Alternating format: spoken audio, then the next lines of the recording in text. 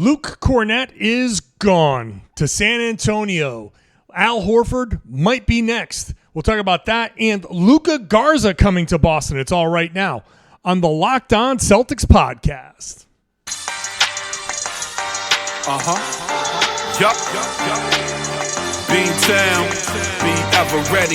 It's the C's. Who else could it be? What they gon' say now? Screaming like JT. Karalis recap the madness every game, every practice. Prime time, Depp and D White on the sideline. Raining J's, how it started, raising business, how we finished. Locked on Celtics pod, home of the winners. Hey there, welcome back to the Locked On Celtics podcast right here on the Locked On Podcast Network, where it is your team every day, and I got you covered every day talking about your team, the Boston Celtics, Monday through Friday through, well, this is the July 1st podcast, so the rest of this month, and then in August we'll drop down to 3 days a week, September 3 days a week, and then back to 5 days a week after that. So make sure you're subscribed wherever you get your podcast, watch the show on YouTube, get into the comment section, let me know what you're thinking about everything that I'm talking about. I'm John Karalis. I'm a beat writer covering the Celtics for Boston Sports Journal, and I've been doing a version of this job for about 20 years now. I've written a couple of books about the Celtics, so this is what I do, baby. I love talking about the Celtics, even on a day like this, where this is a tough one, and it's kind of wild that it's a tough one for a backup center leaving, but that's where we are with this whole second apron and all of that. Hey, today's show is brought to you by FanDuel. If you're a new customer to FanDuel, sign up and make your first $5 bet. If it hits, you get $150 in bonus bets over at FanDuel.com and on the FanDuel app. I'm sure the odds for the Celtics to win championships are dropping right now, especially as free agency continues to march on. Later on, we'll talk about the competition in the East, specifically the Atlanta Hawks getting better. The second segment will be dedicated to Luka Garza, who is Boston's newest center. They need somebody, and I don't know what Luka Garza is going to do this year, but he better do a lot because the Boston Celtics have lost at least one, maybe both of their remaining centers. Luka Kornet is gone to San Antonio, 4 years, $41 million, and rumors are that Al Horford could be next, with the San Antonio Spurs getting Kornet and the Golden State Warriors potentially getting Al Horford. They are apparently the leaders right now to sign Horford. So let me just start with Luke. I think the overwhelming reaction to Luke is a lot of people saying, you know what, good for him. 4 years, $41 million, basically $10 million a year for a backup center is normal money. I think it's totally normal money and totally fine that he got that. He's made $14 million over his entire career, and now he's going to make $41 over the next 4 years. In Texas, by the way, a tax-free state. So he's going to pocket more of the money that he makes. So really good for Luka Kornet. And it kind of a no-brainer that when a team like the Spurs, an organization like the Spurs, one of the teams in the league, the organizations in the league that I have a lot of respect for because I think they run themselves in a very similar way to the Boston Celtics. I think they're about the right things. I think they handle their business the right way, and I think they've done that for a while. So I think it's going to be a very seamless transition for him. I think he's going to a good situation, playing with Victor Wembanyama, maybe teaching Wemby a thing or two about just being a pro, being a champ, things that he's learned along the way, just being a great teammate, a great person. I think the loss of Luka Kornet is more significant than losing a backup center would normally be. I think Luke has shown tremendous progression. First of all, shout out to him for working and getting to a point where you get a $41 million payday and taking care of your family, doing all of the work, going through all of the two-way contracts, the 10-day contracts, all of that stuff, working his butt off, learning. This past season, he was very open about how he has kind of he's had to grow as a player, grow as a person, and kind of get a little grittier, get in there and do a lot more of the dirty work, not be afraid of the contact, not afraid, but like unwilling, or, you know, just be more willing to get in there and mix it up. He's talked about all that stuff. He's done a great job. Whoops. I don't know what that was on the video there, but he's done a great job, I think, of making himself into the type of player that gets a contract, 4 years, $41 million. So kudos to him. Like I said, all of the reaction that I've seen over the course of the me posting on Instagram and YouTube and all the places where people comment about the news, people are just like, man, this sucks, but good for him. He's going to be missed. He's going to be missed in that locker room. It's going to be, I think San Antonio's obviously going to get a fun player, a guy, not just a great sense of humor, but like just a good dude, good locker room guy. So I think it's just a solid overall signing for them. I think this shows for Boston just how, I don't know, scary the second apron is. And I know this is where a lot of people are just like, this damn CBA. And that's a right reaction. That's the right reaction. But this is what the CBA has been designed to do. And I think what you're seeing from the Celtics, like $10 million for your backup center in the grand scheme of things, totally normal. Totally like, yeah, of course, you pay that and you don't even think twice.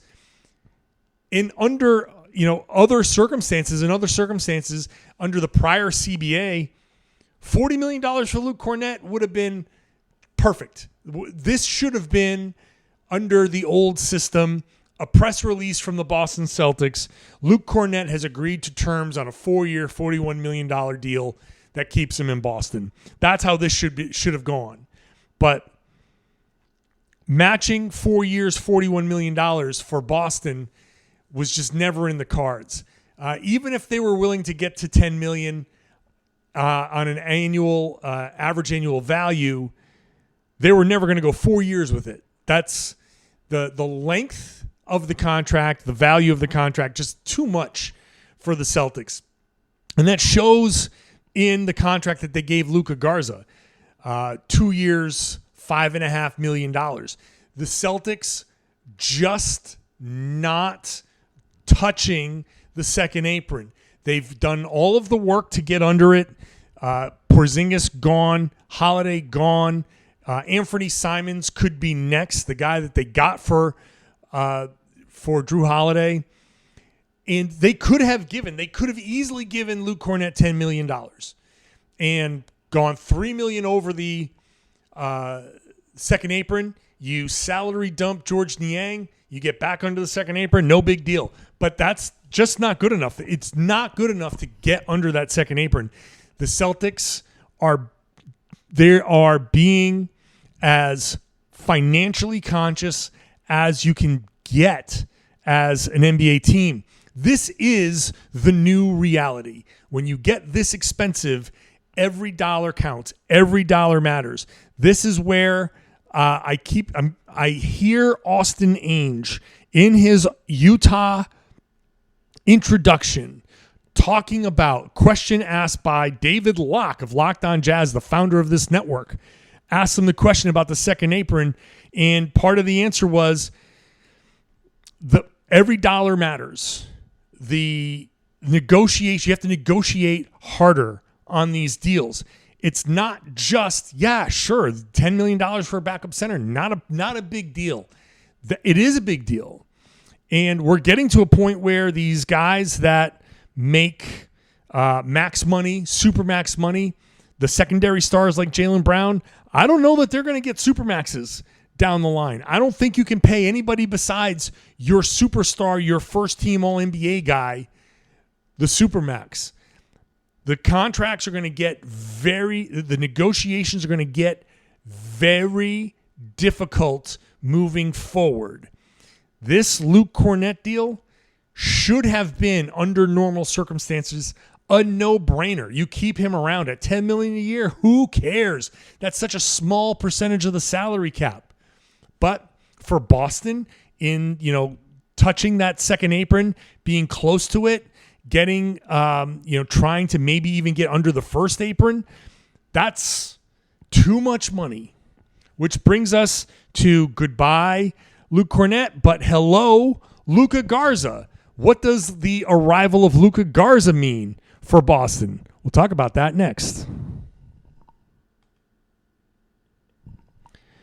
Today's show is brought to you by FanDuel.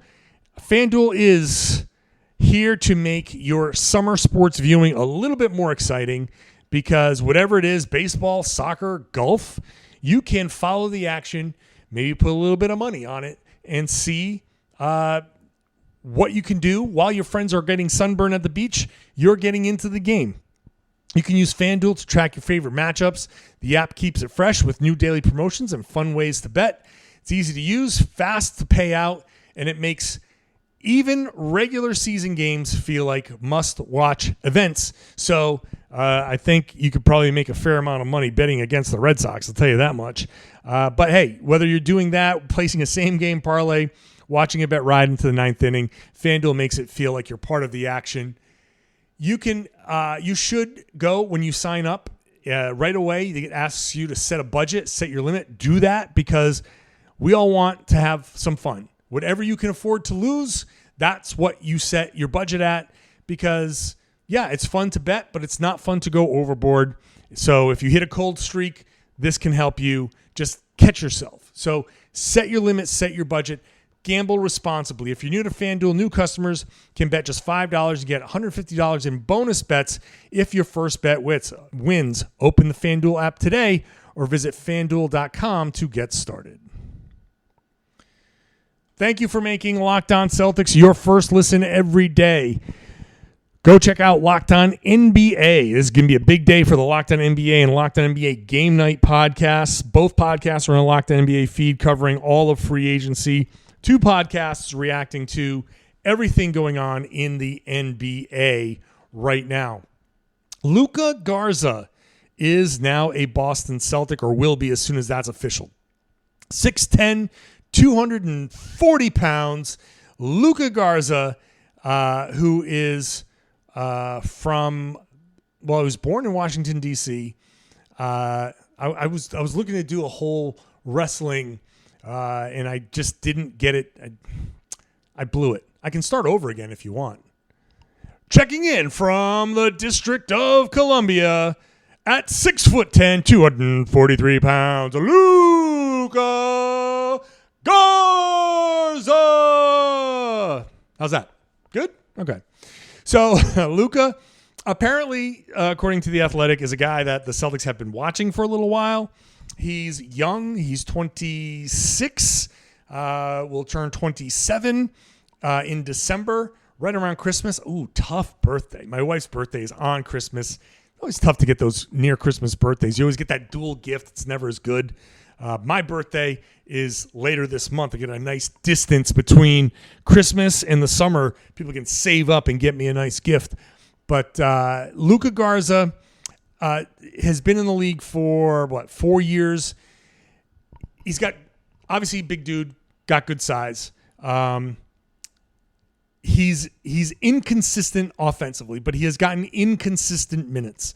He has not played a ton. The minutes he's gotten have been very limited. The past 3 seasons, nothing more than 8.5 minutes per game. Last year, 39 games, 5.5 minutes a game. So hard to get your kind of footing playing so inconsistently. Played for the Minnesota Timberwolves. You're playing behind Naz Reid. You're playing behind Rudy Gobert. You're playing behind a lot of bigs. You're not going to get a lot of minutes.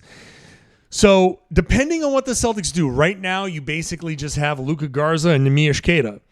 Garza will take 3-pointers, will not at this point make a lot of 3-pointers, but capable of maybe getting hot here or there.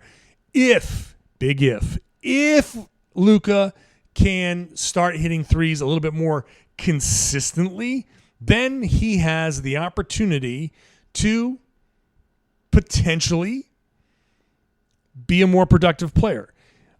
He has displayed a decent touch around the rim. He's, he needs to get in there and be more physical. He needs to get in there and rebound better. He definitely needs to be able to defend better. But the Celtics, I don't know what their final... Remember yesterday I said, this is not their final roster. We don't know what their final roster is going to be yet. This is only July 1st. So they are still, and I just got to make sure as I'm podcasting to keep an eye on Twitter because I want to make sure I'm not missing anything as the podcast is going on. But nope, nothing new from the Celtics. So right now, Luka Garza is the guy. And it's Luka, it's Nimi, and I don't know, they get, if your two-way center is going to be anything, but who knows? But bottom line is, this is not the final product. This is not the finished product for the Celtics. You still have Anthony Simons, who the Celtics have apparently been shopping. There is the possibility that Simons could turn around and bring in a center, maybe a starting center, maybe, I don't know. I don't even know who it would be, but there are still moves to be made. Garza, if he is a guy that the Celtics have been intrigued with, you can spend next year giving him more opportunity and hoping that he can develop into something. As I say that, I understand what next year starts to sound like. It does not sound like a team that is going to make a push for playoffs or contend or whatever. I don't know how that's going to go just yet. Again, Brad still has moves to make. We're not going to look at what the Celtics will be next season until we feel confident that they have completed all of their moves. We don't know if Al Horford is going to come back. Al Horford as your starting center at like 40 years old, okay, he's still limited. Now you're going Horford, Luka Garza. Okay, it's not as bad. You have some continuity. I know that the reporting is that the Golden State Warriors are making a push for Al Horford. They may be the leaders in the clubhouse right now for Al Horford. And you know what? At this point, it's like, what are you going to do?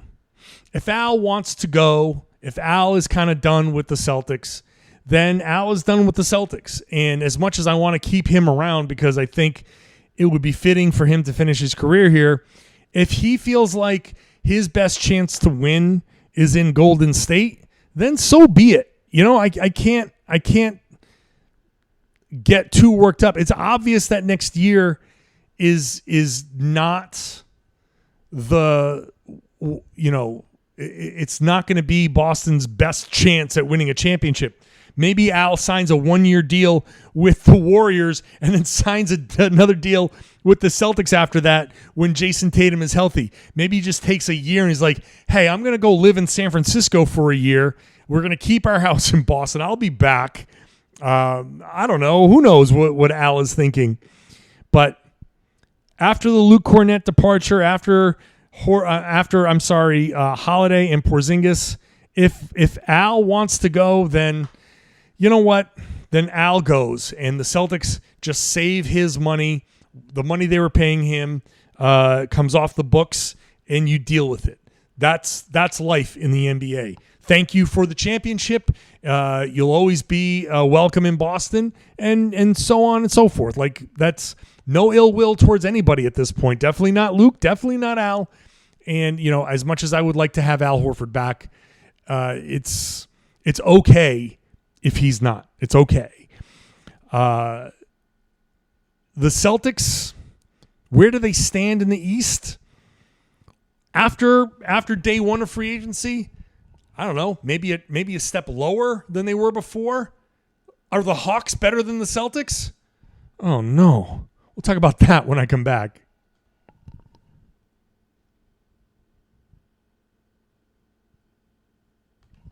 Thanks for making Locked On Celtics your first listen every day. Hey, if you're a Boston sports fan, we got Locked On Patriots, Bruins, and Red Sox. 3 different podcasts in Boston. But if you're one of those Celtics fans that live somewhere else and you like another baseball team or football team or hockey team or college team, just look it up. Locked On, whatever your favorite team is, we got a podcast for you. So make sure you're checking that out wherever you get this podcast. The Atlanta Hawks, looking around the East, are making some noise. They got Kristaps Porzingis. They got Nickeil Alexander-Walker. They got Luke Kennard. They are making a little bit of noise in the East. And I know people like Zach Lowe are very excited about the Atlanta Hawks. Good draft, good free agency, good trades. This is starting to look up for the Atlanta Hawks. Okay, nice summer. I can't wait to see exactly how Trae Young torpedoes a team that's supposed to be pretty good. And yes, is that complete haterade? 100% hating right now because the Hawks on paper should be better at getting Porzingis. We'll see how that works out. Nickeil Alexander-Walker is a step up. Luke Kennard is a step up. But it's not like those are all world beaters. We have seen the Porzingis experience over the past couple of years. Great when he's healthy, not always available, and we'll see how the Hawks handle him. If they try to push him more than the Celtics have pushed him, then he's going to break down. There's just no getting around it. He is going to break down. The Celtics treated Kristaps Porzingis with as much kid gloves as you're going to get, and he still broke down. So maybe the answer is playing him more, but when you play him more, he tends to break down too. It's just what he is. He is a gigantic, huge freak of a person who, when you get that big, it's like big dogs. Great Danes live 7 years, as opposed to little teeny tiny, Chihuahuas that live like 16, 17 years. The big dogs don't go well. There's too much stress on their body. You're asking the body to do a whole lot of work that it's not used to doing. It's not designed to do. And so things happen with the big dudes. And that's knees especially, ankles especially. And that's how it goes. You hope that all you can hope with Porzingis is that the timing works out in your favor. And it did not for the Celtics. If he was healthy last year, maybe things go a little bit differently. Maybe he wins a few games for the Celtics. Maybe Jayson Tatum doesn't take that step and everything's healthy and we're talking about a different finish for the Celtics. Regardless, nice potential, high impact, big payoff move for the Hawks. Are the Hawks better than the Celtics? They have the potential to be better than the Celtics. But this is where my Trae Young unmitigated hate, knowing that I know it up front, hating on Trae Young. I just feel like he's going to blow it. I just feel like he's going to find a way to make this team mediocre. Somehow, some way, the Hawks are still going to be a 6, 7, 8, 9 seed. They're potentially a play-in team. They will find a way into the play-in tournament. This might go on freezing cold takes. This might be Atlanta Hawks put a pin in this, come back and hate on me and be like, wow, this aged poorly. Entirely possible. They could be a 3 seed in May and or March, I should say, and Hawks fans can come in there and just crap all over me and be like, you're a hater, and I'll have to sit there and take it. But I feel like there's going to be something that always happens to the Hawks, and it's going to be Trae Young adjacent, and they are going to be mediocre again. Now, you get teams like the New York Knicks. They get Jordan Clarkson apparently on a buyout from the Utah Jazz. So there's competition around the Celtics that's starting to get better. I don't know what the Celtics are going to be next year. Brad Stevens still has moves to make. I am not going to get negative right now. I'm not going to get negative just yet. But looking around the rest of the East, teams are bringing some of their players back, maybe adding a couple of pieces. And the Celtics, because of the finances, are sitting there letting Luke Kornet go, letting Al Horford potentially go, moving pieces. This, as positive as I've been about the Celtics and their potential moving forward, I think heading into July 1st, trending downward a little bit. This upcoming season, I don't know about, but I'm gonna save that. I'm gonna curtail it because there's still trades to be made. There's still a Anthony Simons, George Niang combination individually. Somehow those guys are going to be shopped, potentially moved. So we'll see how it goes. But Brad has work to do. The East is getting potentially better, and the Celtics are slipping. This is the beginning.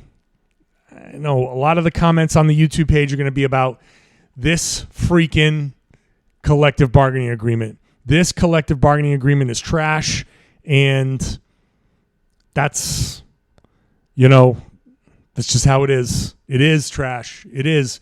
But this is what it was designed to do, and it's not going anywhere. And eventually, like I said before, the whole league, minus a few teams at the bottom and a few teams at the top, they're going to be floating right in the middle. That's exactly what they want. They want everybody kind of floating around the middle. All right, that was a negative end to the show, but it is what it is. And like I said, Brad's got work to do. We'll see what's going on tomorrow. If nothing happens tomorrow will be actually, you know what? Tomorrow, the Boston Celtics are holding an event. They're doing a community event in Boston. I will be there. We'll be talking to their draft picks. So tomorrow's show is going to be very heavy on the draft picks. So make sure you're listening to tomorrow's show.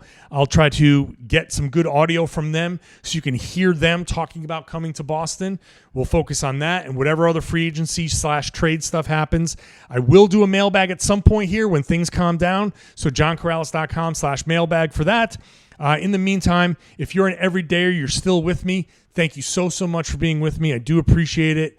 Love that you're here with me Monday through Friday. The show remains Monday through Friday through July. Then we're going to go down to 3 days a week, August, September, and then back to 5 days a week after that.